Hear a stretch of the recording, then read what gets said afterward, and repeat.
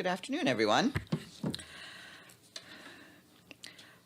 First off, I want to let you know that the Secretary General's report on special measures for protection from sexual exploitation and abuse is out today as a document. You should have received a link to it this morning. As you know, this is the annual update looking back at 2021 on our efforts to prevent and respond to sexual exploitation and abuse in line with the Secretary General's strategy on this. Just to give you a quick update, the report this year looks at the progress made over the past 5 years since the Secretary General took office and explores the areas for improvement. Despite clear gains, allegations implicating United Nations personnel continue to emerge. As you know, in 2021, allegations relating to UN peacekeeping personnel in the Central African Republic led to the repatriation of a military contingent. In addition, an independent commission established by the World Health Organization reported on cases concerning personnel responding to the 10th Ebola virus epidemic in the Democratic Republic of the Congo. No one, including the Secretary General, is pleased with the fact that we still have these cases.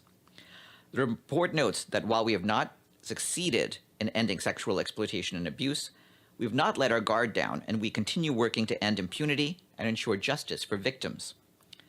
Some of the progress includes the fact that we have strengthened policies and protocols, implemented mandatory trainings, risk assessments, and institutionalized action plans, as well as accountability measures. And as you know, we continue to report on allegations publicly on a regular basis. Our approach, centered on victims' rights, also continues through the work of victims' rights officers in various countries, where they're increasingly effective in keeping track of victims and investigations and offering them support.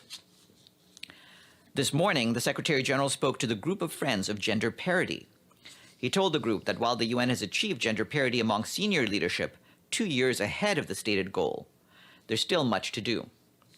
The Secretary General said that he is committed to increasing the percentage of women in our leadership in the field, improving parity at all levels across the organization, and taking steps to identify qualified women candidates to replace many of the almost 4,000 international staff who are retiring in the next 9 years, the majority of whom are men.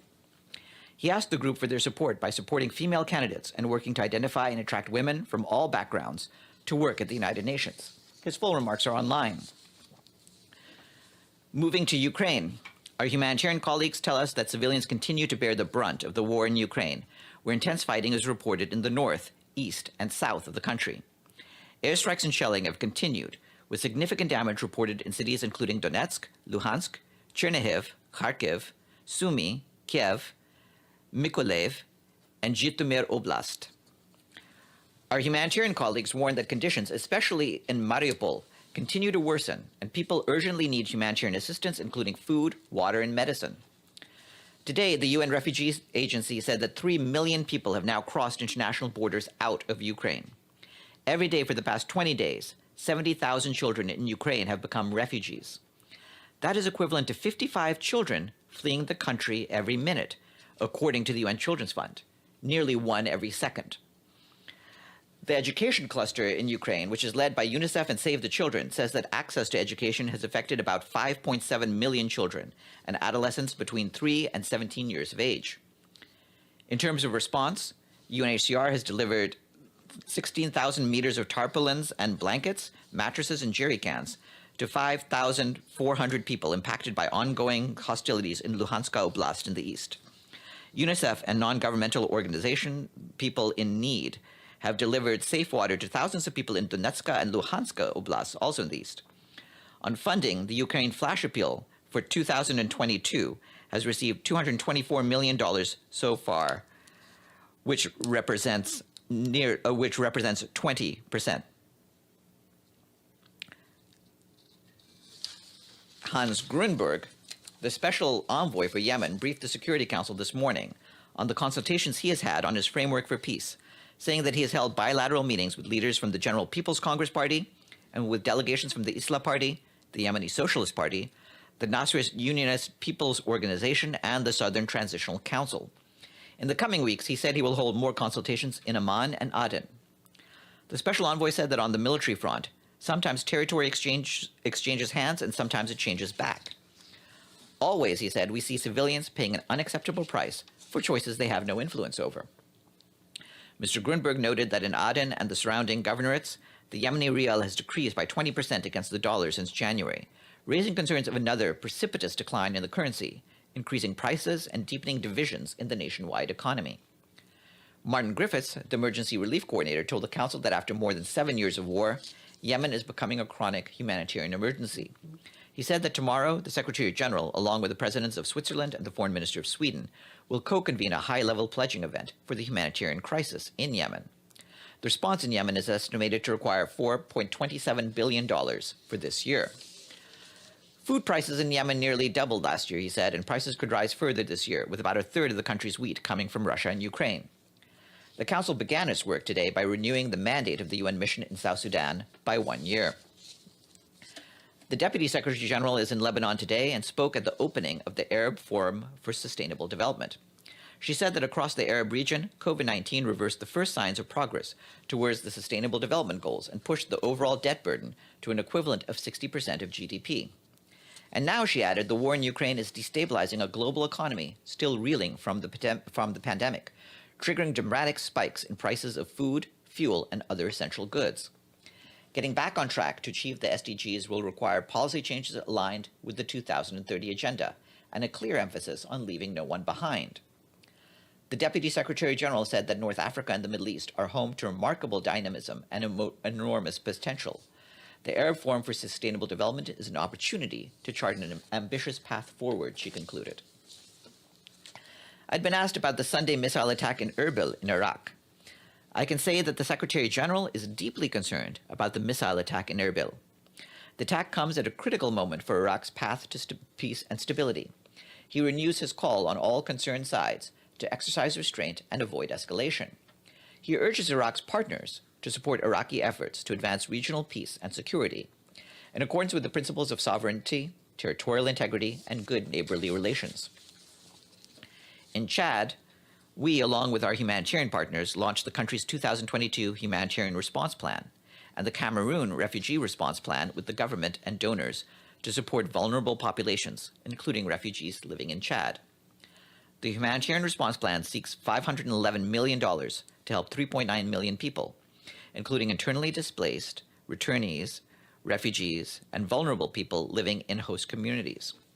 The plan prioritizes food security and nutrition, health emergencies, and addresses the impacts of climate change. In addition to the Humanitarian Response Plan, the Cameroon Refugee Response Plan covers the humanitarian and protection needs of 60,000 new refugees who fled Cameroon to seek refuge in Chad in December of last year, as well as the communities that host them. It requires $95 million to strengthen the coordination and management of the new crisis and respond to the urgent needs of the newly arrived refugees. Nearly 1.7 million people are expected to be severely food insecure during the lean season between June and September, and will depend on humanitarian relief. More than 1.4 million vulnerable people do not have adequate access to health care. Despite growing funding shortfalls and a challenging operational context, humanitarian partners assisted 2 million people out of the 4 million targeted last year, with a humanitarian response plan that was only 31% funded. In Afghanistan, our humanitarian colleagues tell us that people continue to face a food insecurity and malnutrition crisis, with acute hunger increasing from 14 million people in July last year to 23 million in March this year. Currently, there are over 2,500 nutrition treatment sites spread across all 34 provinces, both urban and rural, reaching 800,000 acutely malnourished children since mid-August, with a plan to reach 3.2 million affected children this year. This year, humanitarian partners have supported 8.2 million people with food assistance, including emergency food rations, school meals for children, agricultural supplies for farmers, and nutritious foods for nursing mothers and their infants. On the 31st of March, we, along with the governments of the United Kingdom, Germany, and Qatar, will host an international pledging conference in support of the humanitarian response in Afghanistan. The 2022 Humanitarian Response Plan requests $4.4 billion to reach more than 21 million people, but funding stands at 13%. Our humanitarian colleagues tell us that in Somalia, an estimated 4.5 million people, including 671,000 internally displaced people, are affected by the intensifying drought emergency. Communities are forced to use unsafe water, which carries the risk of disease outbreaks and infections. Health authorities have reported a measles outbreak, with nearly 2,000 suspected cases in February and more than 1,500 suspected cases in January. At least 9 related deaths have been reported in Jubaland state.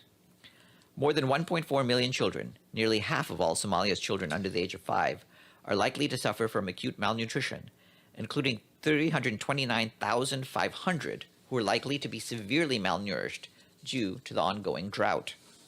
In January, aid organizations reached at least 1.4 million people with different forms of assistance. We need additional, the humanitarian response for Somalia, which seeks nearly $1.5 billion to help 5.5 million of the most vulnerable Somalis, is only 3.8% funded at $54.8 million. I have a senior personnel announcement. Today, the Secretary General is appointing Mr. Raul Rosende of Uruguay as his new Deputy Special Representative in the United Nations Verification Mission in Colombia. Mr. Rosende succeeds Carla Somoya Recari of Guatemala, to whom the Secretary General is grateful for her leadership and dedicated service in Colombia. Mr. Rosende brings 32 years of experience in conflict mediation, peace building, elections, and humanitarian affairs, having served with the United Nations in diverse conflict and post-conflict settings, most recently as Director of Verification and Chief of Staff in the Verification Mission in Colombia. Lots more on this online. And the Secretary General was saddened to learn of the passing of the 4th President of the Republic of Zambia, Mr. Rupia Buzani Banda, on the 11th of March. He expresses his deepest condolences to the bereaved family as well as to the government and the people of Zambia. Former President Banda was a visionary statesman who made significant contributions to peace and unity in Zambia and across the African continent. The United Nations stands with Zambians in this period of national mourning. And after you're done with me, you'll hear from Polina Kubiak, the spokesperson for the President of the General Assembly. And tomorrow, we will be joined virtually by Maximo Torero, the Food and Agriculture Organization's chief economist. He will brief you on rising food prices. Are there any questions for me? Yes. Edie. Thank you, Farhan. 2 questions. First, can you give us any update on contacts that the Secretary General has had regarding trying to bring parties together and get a ceasefire or talks going in Ukraine? What I can tell you is that his conversations continue. The Secretary General's conversations continue with at different levels, and of course we continue to work at different levels of the organization, trying to see whether we can help bring about an end to the fighting and bring the parties back on track. I don't have any specific calls or meetings to say at this moment, though. Okay, my second question is that there are reports that while the Ukraine war is grabbing headlines, Myanmar's military is targeting civilians in air and ground attacks in eastern Myanmar on a scale unmatched in the country since World War II. Does the Secretary General have any comment on that? Well, I mean, what I can tell you is our concerns about Myanmar over the past year have been the same. We want an end to the various violations that have been happening on the ground of human rights. We want a restoration of the previous government, and the freeing from detention of all those of the elected government of Myanmar who continue to be in detention. We obviously, on the larger point, do not want the members of the international community to be distracted by any conflict, even one as large as the one in Ukraine, from the many different problems facing the rest of the world. And that certainly includes Myanmar. The work of our own special envoy will continue, and she'll continue to reach out to the Myanmar parties. As you know, our Human Rights Office continues to examine the situation in Myanmar and will continue to keep the world apprised of the cost, both of the coup that happened last year and of the ongoing fighting. Yes, Pam. Thank you, Farhan. There was a report of a humanitarian convoy stopped and pillaged, and you were pretty clear that it was not a UN humanitarian convoy. How are the UN convoys doing of WFP, UN Humanitarian OCHA? Are they all getting in, and have there been any blocks, and are there local partners they work with? And then one quick follow-up after that. Well, it hasn't obviously been ideal because of the fighting. So the biggest problem with access continues to be having the ability to bring aid across the lines where fighting is going on. At the same time, like I told you over the weekend, there have been no reports of our convoys being hijacked. So that has not been an issue in recent days. But we do need the fighting to halt, and we need to make sure that all of the work we're doing with deconfliction ensures that we can get to all the people who need our aid. And you know, we're not there yet, but that work is ongoing, and we have been working with the parties on this. So have you, as the Secretariat, as the Secretary General, have you called for a ceasefire for humanitarian aid? We've made clear that we want all the fighting to stop, and you've seen what the Secretary General had to say on this. In fact,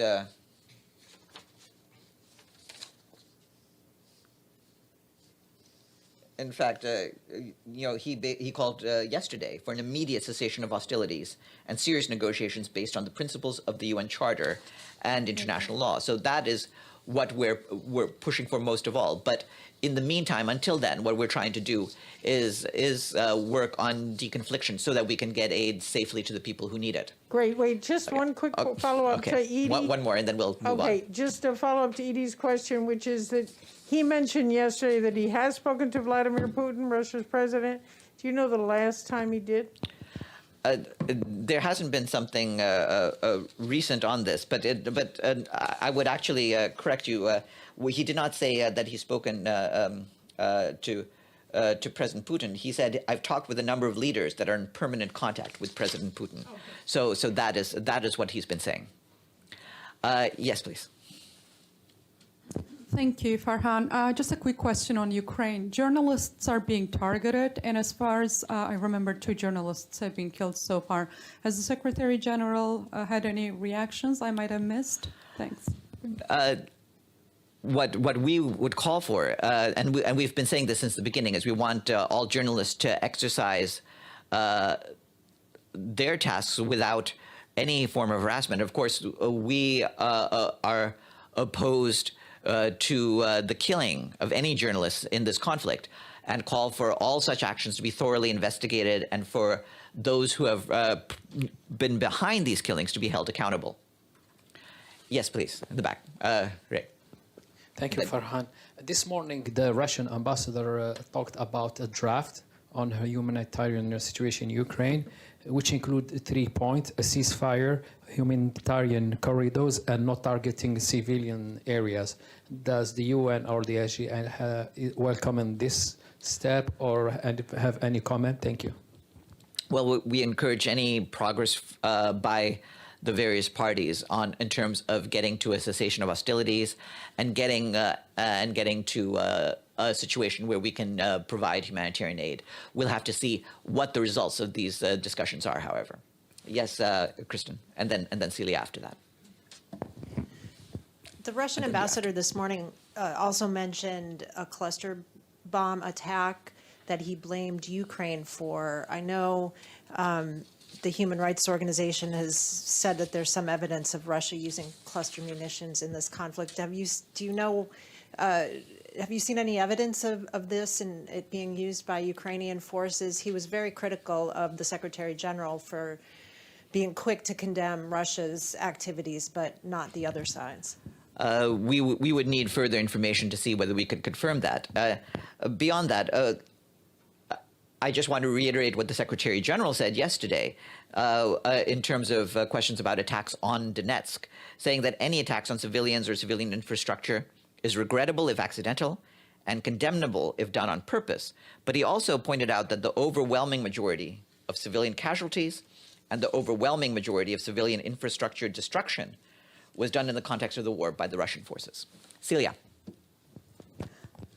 Farhan, there were reports on young Ukrainian women and young girls arriving to Poland and being taken away by traffickers and being forced into prostitution. Does the UN have any organization or something to make sure that the women and young girls are safe? Well, certainly, we have present at the border the UN Refugee Agency officials, and we're hoping that they can keep track of the people who go across the border. But ultimately, we also call on all the government authorities in the receiving countries to keep track of all of those who are coming across their borders, and we encourage the governments to work together to crack down on criminal gangs who will try to take advantage of having so many people. The big problem is, of course, we're talking about millions of people, so it's very difficult to keep track of all the individuals. And the worry is that there are many bad actors who will try to take advantage of people who are essentially leaving in adverse conditions and are very vulnerable. So we want to make sure that people can be taken care of, they can be registered, they can have their needs addressed, and that we can keep track of where they are. Philippe. Thank you, Farhan.